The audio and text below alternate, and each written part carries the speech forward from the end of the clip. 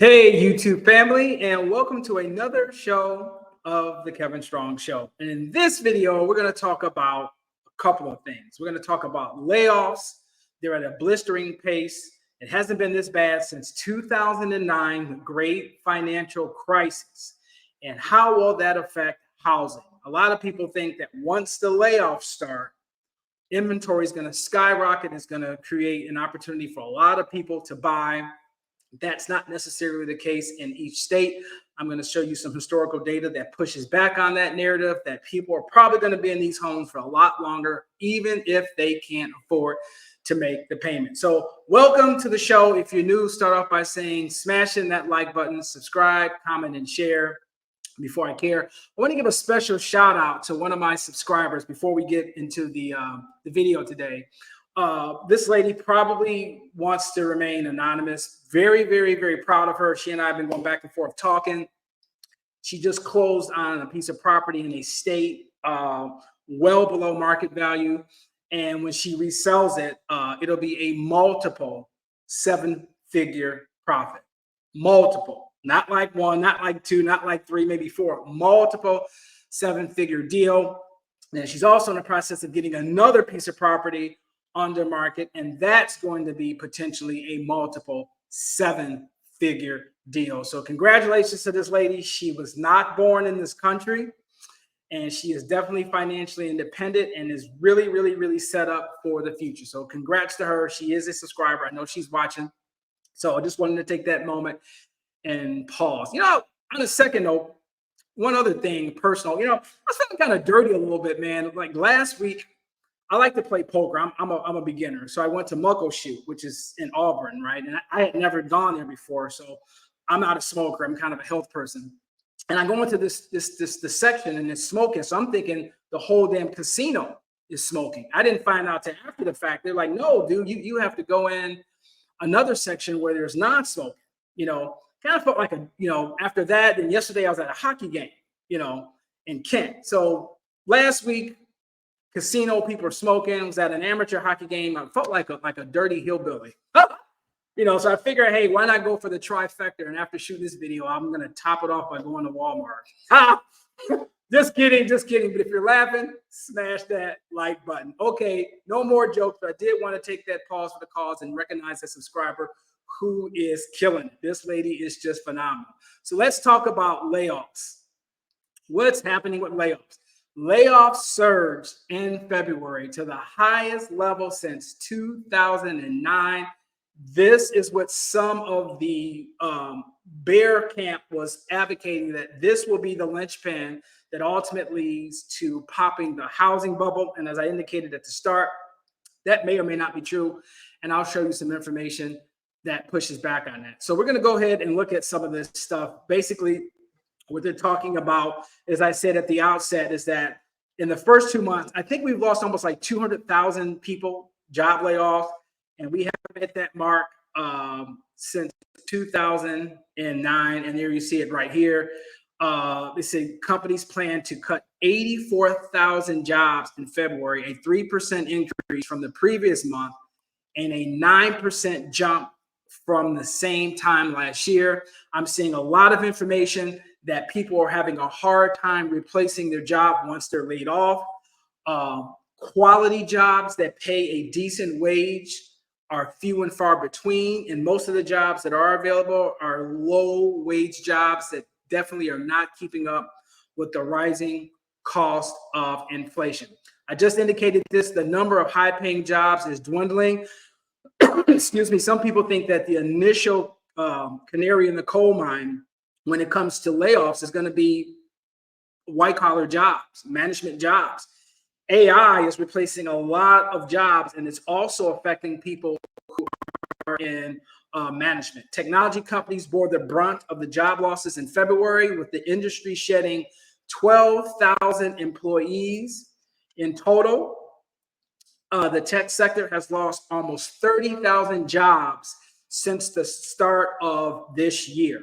And obviously, most of these jobs are probably six-figure jobs, which also means that more than likely the person who is losing this type of job is a homeowner. Financial firms followed by 27,000. That's a 54% increase from the previous year. So this is something that's going on and on and on. I'm not going to go ahead and beat a bad sign. Rocket Mortgage is basically shutting down their origination service. I think June of this year. They're one of the top originators in the United States. So that's an indication that they don't see a lot of mortgage activity or profit in the mortgage industry for the foreseeable future, because why would one of the top 5 loan originators in the country basically shut down their operation? So I'm going to go to another graph and talk about why, and I brought this this article up before, but we're going to revisit it, why even though people are going to start to lose their jobs, they might not necessarily give up that house.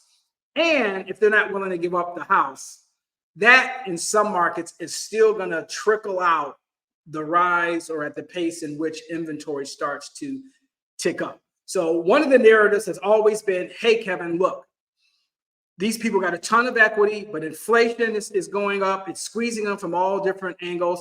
And when they lose their job, they're going to have to sell. That might be true, but the time from when they lose their job from when they have to sell could take a long, long time. And let me prove to you what I'm talking about. So we're going to go ahead and see if I can find this article here, or this. Here we go. And I brought this up before, ladies and gentlemen. So what this basically talks about is the top states with the longest average time to foreclosure. I'm not an attorney, but basically you've got judicial and non-judicial states, you know, in layman's terms, states in which you have to go through the court system to retake the property back have a longer time frame for the bank or the lender to get the property back, opposed to a state that doesn't have to go through those procedures. So keep in mind, these numbers down here at the bottom, 0, 500, these are days. So here are the top 10 states with the longest average time to foreclosure. And I know this is as of first quarter 2022, but this type of matrix doesn't change that much over time because the legislative and the judicial process is very slow. So you're not going to see a discernible difference in the time frame from year to year. So look at Hawaii. Hawaii's over 2,500. Louisiana, Kentucky, Nevada, Connecticut, New York, Florida, New Jersey, Pennsylvania, even New Mexico. Pretty much all of these are at the 1,500 day mark. Okay, 1,500 days. So if you take 1,500 days and divide that by 365, that's over 4 years. So even if somebody, quote unquote, loses their job in 2024, because remember, we're at this blistering pace that hasn't been seen since 2009, this or these particular states, and these are just the top 10, there's some that might be around 400 or 1,000. It's going to take a long time because people don't have an exit strategy. People who are locked in on these 30-year fixed 3% mortgages are going to do everything within their power before they give that property back, especially if they have equity. Conversely, that was not the narrative back in 2009 because people were so upside down on their property and there wasn't an inflation component. So they were more compelled to just mail the keys in and give up the property. That's not going to happen. So let's go down here and look at states with the shortest average time to foreclosure. Montana, Mississippi, you can see here, West Virginia. I'm gonna have to read all these, but look at these. Even these are taking almost 6 months. This is my point. Even Texas was considered a no-nonsense state. They take over 250. That's damn near 3/4 of a full calendar year. This stuff is slow moving, and who's to say what the current administration will do to push this agenda out even further. So it's incumbent upon you to rely on your own market and do your own research, but don't necessarily understand in aggregate when people start losing their jobs that all of a sudden inventory is going to flood up. It will, but it may not increase at the pace in which people think it is going to be. So now we're going to transition over to this other data point that deals with Redfin, deals with housing in terms about average medium home prices, pending sales and things like that. And I think this is very interesting. And then we'll go ahead and wrap it up. Let's see here.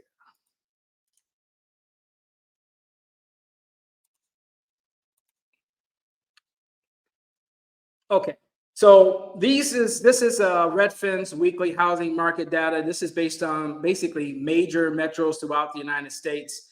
This is all color coded. So this yellow color here is 2024. The blue is 2023. And as you can see, the median sales price, when I put my mouse over that, it's up 5%. So home prices are up 5%. Keep in mind, folks, when you look at housing data, and you look at year-over-year percentages and increases, these are nominal numbers. I'm going to say that again. These are nominal numbers, AKA these numbers have not been adjusted for inflation. So if you look at a housing data track or data point, and it says in 2023, your particular home went up 4%, and inflation is pretty much 8%, you just lost 4% of purchasing power. All of these numbers, for the most part, and from how the average consumer interprets these data points, they're thinking nominal numbers, but they're not factoring in inflation.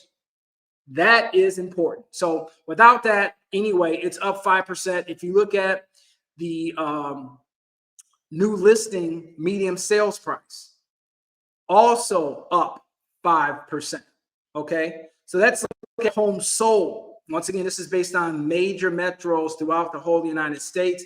And as you can see here, it's kind of moving in line with last year. Is down 3.5%.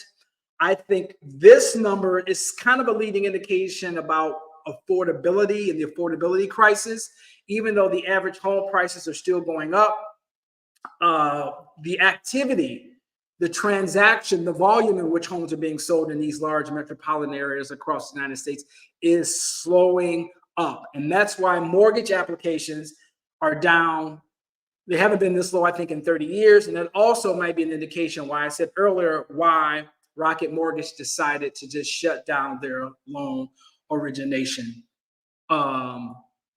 process. So hopefully you guys got some really, really good information out of that. Like I said, I brought that thing up once before, and a lot of people don't take that in consideration. There's a lot of things you can do to prevent the lender from taking back the house. And even when you get into the 11th hour, you can file a Chapter 13 and extend that out. So let me jump over here and show you one more of the graph, and then we'll call it a day about what I mean about pre-foreclosures and foreclosures. So this is foreclosure.com. Okay, and I just punched in a zip code where I'm at, which is kind of like Bonnie Lake, Lake Taps there. So for you guys who are in the Washington area, it's in Pierce County. So as you can see here, you see foreclosure, foreclosure, pre-foreclosure, pre-foreclosure, pre-foreclosure, pre-foreclosure, all the way down. When I go to page 2, you see more pre-foreclosures than you see a couple bankruptcies. With these bankruptcies that are listed here on foreclosure.com, what they do not tell you is that whether or not that's a 7 or 13. If it's a 13, it's a reorganization. I'm not an attorney, but trust me when I say I have some firsthand experience with that. So that allows you basically to stop the foreclosure procedure if you file a Chapter 13, which is chances are that's what folks are doing. So that's just another indication of a method, a legal method to prevent the lender from taking back the home. So I'm going to wrap this up. I hope you got some really, really good information. Please do me the honor, because a lot of you guys view the video, but you don't hit that like button, and that helps circulate and get more people exposed to my content. If you are enjoying my channel and you have not subscribed, please do so at this time. Thank you for watching this edition of the Kevin Strong Show, and I'll see you in the next video.